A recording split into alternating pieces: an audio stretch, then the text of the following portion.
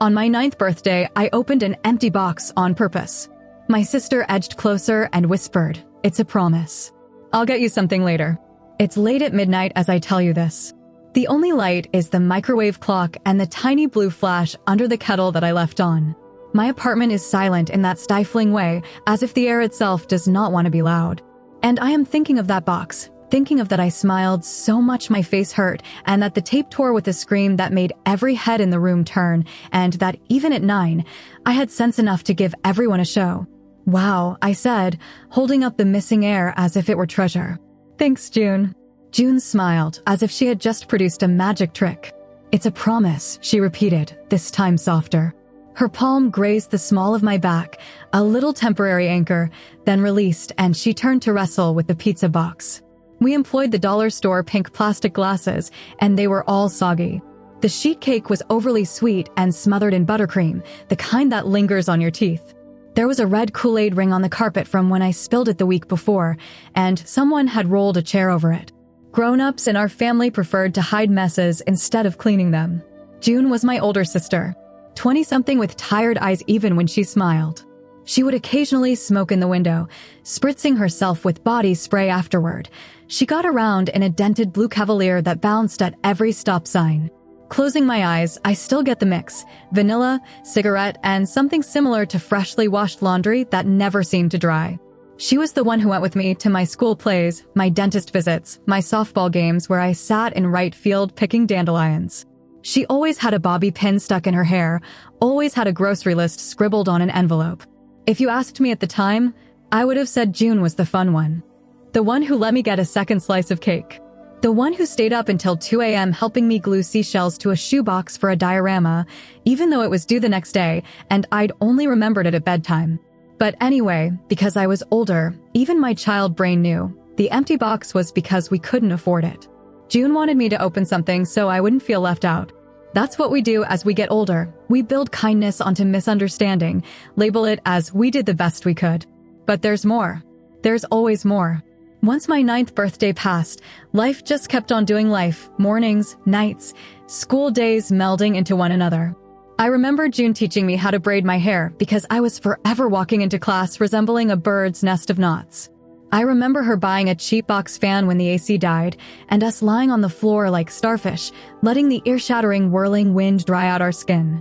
She'd tell me about managers who stole tips and boys with too much cologne, and the evening she'd made a trip to Indiana for a concert because someone had an extra ticket and she'd had to feel 18 for an evening. When I asked her about our dad, she'd say, "Ask Ma." And Ma, and I called her Ma because everybody else did too, would wave a hand. "He's not in the picture, baby." And that was it. June was eccentric when it came to forms. Field trip slips that asked for parent/guardian, she'd stand poised with a pen and then scribble her name in neat, cautious letters. Just easier, she'd tell them. Ma works late. She'd say it with the implication that it was the same, that being included on a line was simply paperwork without meaning. Once, when I was 11 years old, I pulled open the hall closet to retrieve my mittens and a shoebox tumbled out. It burst open and baby photographs scattered like birds. Half of them I recognized me in a plastic tub, me in a high chair smeared with green puree. The other half I didn't know. And there was June, who had to be 13 or 14, softer-faced, holding a bundle in a hospital bed.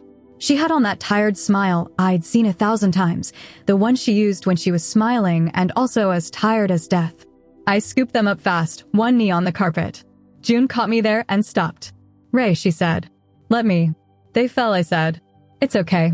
She crouched next to me, her fingers hovering but not grabbing. "Here, hand me those." She tucked the pictures back into the box, slid the box onto the top shelf, shut the closet, and stood with her hand on the doorknob for a second like it was holding her up. "We should get pizza," she said finally. "You want cheese or pepperoni?" We avoided a lot of things like that. The way that some families were loud, ours was hushed. We swallowed secrets and ran them down with Little Caesars. I didn't pay much attention to it. Or I paid enough attention to allow the thoughts to stay somewhere behind my eyes, like the floaters you notice only in full light. There were more empty gifts at times. Not empty, actually. An IOU on a napkin. A magazine clipping of a purple sweatshirt I wanted and a note scrawled on it that said, "Next month, promise." A gas station keychain because she couldn't buy the shoes. It's a promise, June would say. Always the same thing, the same toothy smile that was a kind of shield. I reflected her smile back at her because we were a team. I'd do anything to keep that smile from falling apart. But when I was 16, I started suspecting things that had absolutely nothing to do with money. Suspicion is a sneaky creature. It starts out as a small snag, a misplaced picture, a misplaced word, and before you know it, you're pulling and the whole sweater is coming apart. Like, June never dated for any length of time. Although guys looked at her and did the eyebrow thing, she had a scar on her bottom belly I feigned not seeing. Ma would not let me refer to her as Grandma. Family members avoided specifying the actual years things occurred. At school, the school counselor called me in because my FAFSA had been a nightmare and the forms were filled out with the wrong names, and June came bursting in with a folder clutched under her arm and a keep your trap shut look. She grinned at the counselor and said there had been some sort of filing mistake. The county aired. Our family had moved frequently, you know. She smoothed it all out with that weary smile that never failed. I could see the tendons in her neck tighten as she spoke, see her breathe as if it pained her. Normal, I told myself. Just average family chaos. Don't be a drama queen. Don't be ingratitude. I hadn't spoken the words aloud, but I'd heard them in the tone my Aunt Gail used to speak my name. Ray, she'd breathe, as if cautioning. Be gracious. So when June missed my 17th birthday, not the day, but the money, she pulled out a little notebook and wrote in it, pending, birthday present to Ray. Promise. I laughed. I kissed her cheek. I mean, what was a gift anyway? She was the one who watched me play. She was the one who filled the gas tank and hung clothes out to dry. You can't wrap that. I told myself that and I felt it, and also I was 16, 17, 18 years old, and occasionally I just needed someone to purchase me the high-end shampoo. You can hold two truths in your arms until your arms become exhausted. The turning point, the rip, occurred on a steamy evening in August, the summer that I was 18. We were dining at Olive Garden because that's where Ma wished to dine for something fancy. The kind of fancy where the breadsticks refuse to cease flowing and you feel like you can be good for a moment. June wore a black top and gold hoops. She had her hair up, that little bobby pin tucked in like always. I'd gotten a summer job at the library. My hands smelled like paper and dust. Ma ordered wine and then sent it back because it was too dry, even though she had ordered it that way every time before. College was mentioned. It wasn't going to be avoided in the end. My acceptance letter towered like a banner on the middle of the table. I was going to a state school 2 hours away, nothing historic, but historic enough that everything felt precarious. We need your birth certificate, the financial aid folks had told me the previous week. We need your legal guardian to sign the dependent verification. I'd blinked, nodded, taking notes I had no idea about. So here we sat, salad bowls sweating on their plates, when I leaned over to June and whispered, just loud enough to be heard over the thrum of the breadsticks, "Can you bring my birth certificate tomorrow?" June's face did something I've only seen a few times. An expression like the ground under her had shifted. The hoop of her gold earring glinted when she turned her head too fast toward Ma. Ma put down her fork. "We'll handle it," June said in that bright blank voice she used with anyone official. "After dinner." "I need it now," I said to her, because the office had said so, because I was now finally old enough that my needs crashed into everyone else. It's my life. I need to see it. Ray, Ma cautioned. "No," I said to her, and I felt my neck prickle with heat. Why is this a thing? Other kids don't have to fight to look at their own names. Why is everything so weird? Silence became thick. Behind me somewhere I heard a child spill a fork. It was loud and goofy spilling. "It's not unusual," June said, and she said it so fast it was obvious that it was. "We just want to do it right. Right way." I laughed scornfully. "Like the right way you keep promises in boxes? Like the way that everything is a later? Why do I get to be the only one not to know anything?" June's chair creaked. She leaned across the table and put her hand over mine. I pulled away. The air was chilly and cacophonous suddenly, clinking glasses, screaming air conditioning, a waiter saying happy birthday to somebody 10 booths away. "Because I'm your mother," she said. It came spilling out of her like a cough, as if she was choking on the truth and at last spat it out. The words simply hung there for a second, ridiculous and clunky, and then they fell and bounced off me. "No," I said. It was a small word. It didn't make a difference. "No, you're my sister." June remained silent. She didn't have to. Ma breathed in so hard I feared it would lift the tablecloth. Aunt Gail started crying as if she'd been building it up for some time and was just ready to cry, so the tears just poured out with no sound. I stood up. My knees knocked against the table. The breadstick basket shook and one of them fell out, butter side down on the carpet. The sensation that I had to claw my way out of my own body was so strong I pressed my nails into my palms to anchor myself. "I'm going to the bathroom," I said to them, and then I just continued on. By the bathroom, out the door, into sweltering August air that reeked of wet blacktop and garlic. I got into the Cavalier because the keys were in my backpack. June always made me keep them in case I get kidnapped. She'd laugh, and I drove. It wasn't fair to take her car, but there was a part of me that wanted to burn it all down so there would be nothing to say. I parked the car behind the CVS 2 blocks from where I was going and shut off the engine, but left on the radio so a DJ kept droning on about a back-to-school sale as I tried not to vomit. My hands shook. I held my wrists against the air vents and let cold air numb my bones. The red glow of the stereo colored my nails the color of brake lights. Mother. The noise resonated inside me, hitting anything that it could hit. My brain did that jerk-back thing where it rifled through memories and tried to refile them fast. June holding me in the hospital photo. June signing forms. June not dating. June looking at me sometimes with a softness that made me look away because it was too much. June with a scar. June with her hand on my back when she whispered, "Promise." I thought I could be sick from the mere rearranging. If my mother was my sister, then who was Ma? My grandmother? It shouldn't have taken so long, but it did. All the names suddenly felt like costumes, and I'd been watching the wrong play for 18 years. I don't know how long I stayed there. Long enough for rage to burn hot, and then drain so fast that I was left hollow. I texted my best friend and wrote, in all caps, "Can you talk?" and then turned my phone face down because I didn't need anyone's words. I went home. Not to the restaurant. Not to the accident scene. Home. Because where was I going otherwise?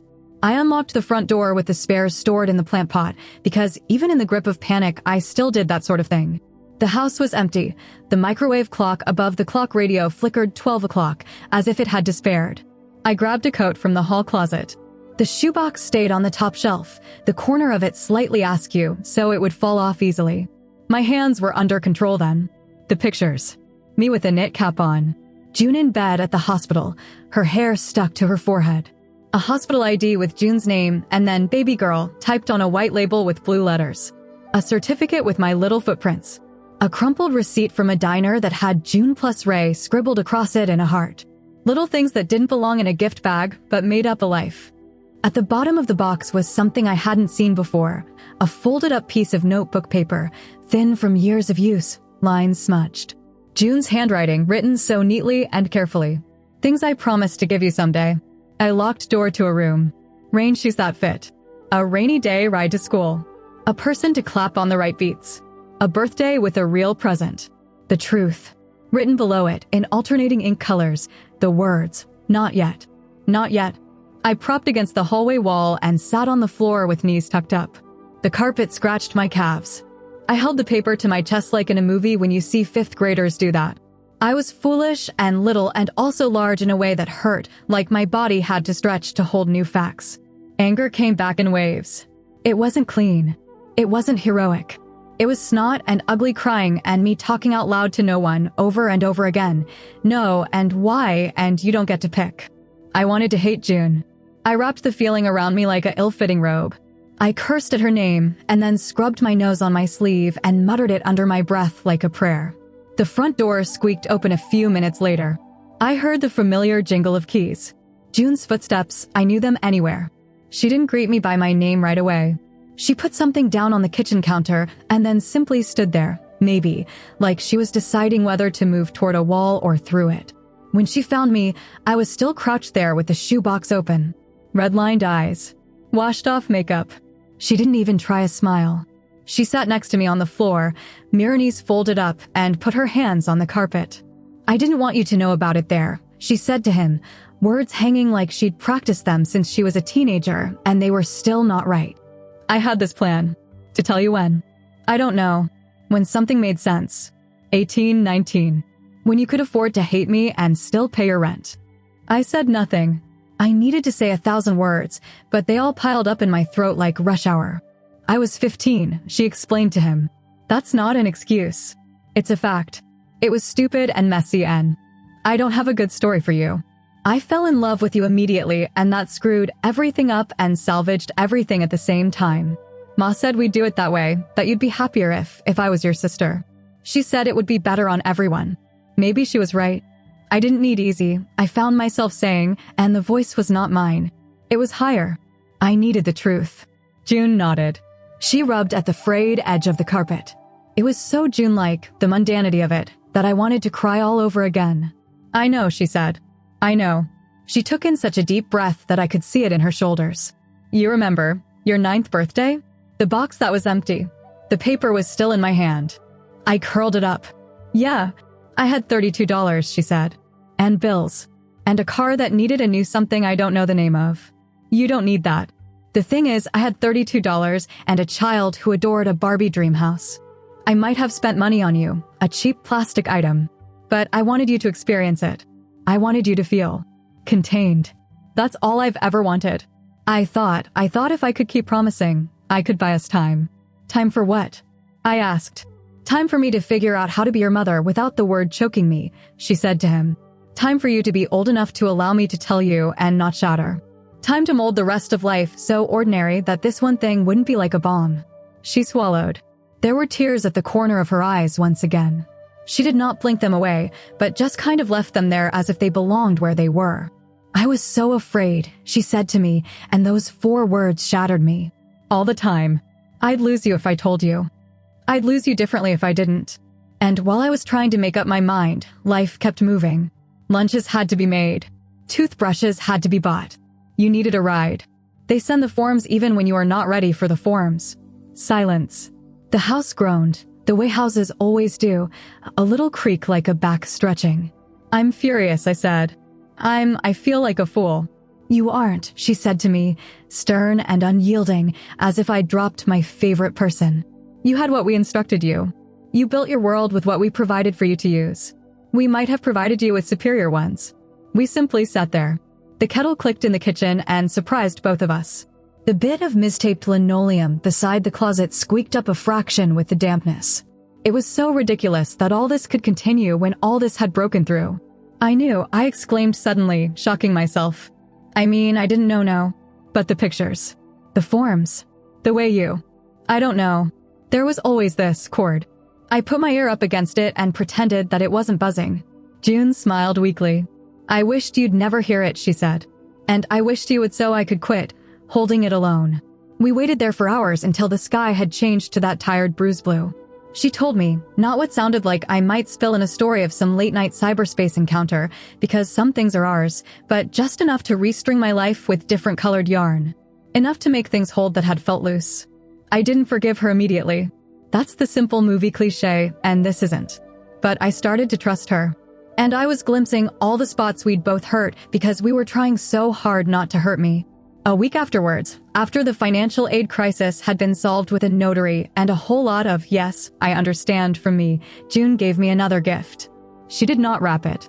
It was the same shoebox, the tape reapplied, but this time when I opened it something was inside, a small silver locket with a sun on one side and a window on the other. Inside the window, a picture of myself, tooth missing, and the tiniest picture of June's face next to mine, both of us smiling at something off frame. Under the locket, she'd put the list again, the one with the promises, and she'd crossed out the truth. Late, she'd written next to it. But here, I gripped it and I laughed this jagged laugh that turned to tears because that's what happens. I said thank you and I despise this and I love you all at once. We can be imperfect. I'm telling you that because I need to know it. I attended college 2 hours away. June called me on Wednesdays because she did not wish to be that mom, phoning daily, yet simultaneously she was somewhat. She would text me and say, "Attention houseplant check-in," and require me to guide her through the still-breathing succulent via FaceTime. She sent me $30 when she didn't have $30, labeled it as for the expensive shampoo. We met up on my 19th birthday at the same Olive Garden because we're sappy like that. She presented me with a gift bag, and in it was the book that I'd told her I loved and the note that said, "No promises." Just that. We giggled so hard we were crying in the booth and scared the waiter. We tipped like kings. Sometimes I still have the rage of old seep-in-like weather. Like tonight, recalling the empty box and how I put on a show for the room so no one would suspect what I did not know. I let myself feel it. I don't push past it. Then I think about June's account of that same day, how she must have sat on the edge of her bed that evening before, counting the bills and the coins, wondering how to give a child a birthday when the world makes children require so much. How she carved a promise into the shape of a gift because that was something she could clench that day. I think of the term mother and the position it is currently in within my mouth. It does not strangulate me, but it continues to sit heavy in my chest as both a sting and a burden. It's a communal word. Occasionally, I still call her my sister in front of others because it's easier, and occasionally I say mother and notice eyes flick that little bit, and occasionally I simply say June. Names do not count so much as the job. Now's the part where I tell you the end, like a neat bow. It is not. But it is tough. I'm learning that strength is dirty forgiveness, setting boundaries, not doing gratitude or cruelty for others, letting myself rewrite memories without adding adult wisdom on top to make it palatable. I'm letting myself remember how I felt at 9, 10, 11, embarrassed, proud, excited, strange, without adding adult wisdom on top to make it palatable. I'm letting myself see June not as a villain or a saint, but as a person who was a kid and then had to be two people at once. The open box was closed.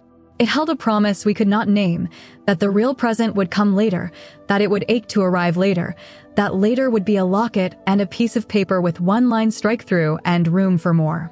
It turns out the box was occupying space. I did not know how valuable that was then. I am finding out now. A few weeks ago, I started a new list on my phone, things I pledged to give myself one day.